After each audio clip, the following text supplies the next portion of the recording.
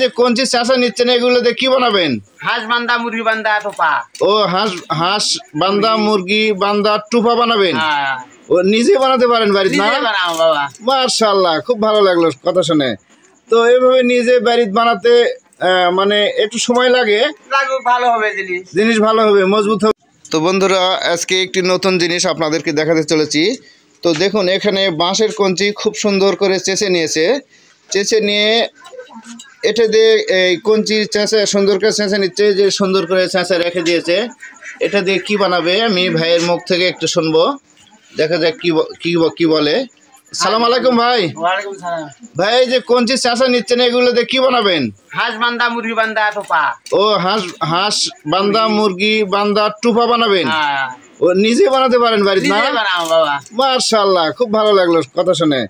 তো এইভাবে নিজে বাড়িতে বানাতে মানে একটু সময় লাগে, ভালো হবে জিনিস ভালো হবে, মজবুত হবে, এবং কিনা লাগিচ্ছে না। আর কিনা জিনিস অনেক ফাতরাও হয়ে থাকে, দুর্বল হয়ে থাকে, তাই না? ঠিক নেই। হ্যাঁ, দেখুন সুন্দর কিভাবে হাতের উপর নিয়ে আসতেছে।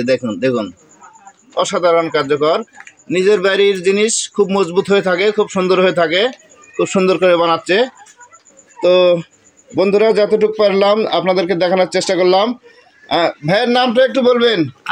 আমার দিকে তাকান। আবেদ, মোহাম্মদ আবেদ। বাড়ি বান্দাই খারাপ, তাই নওগাঁ।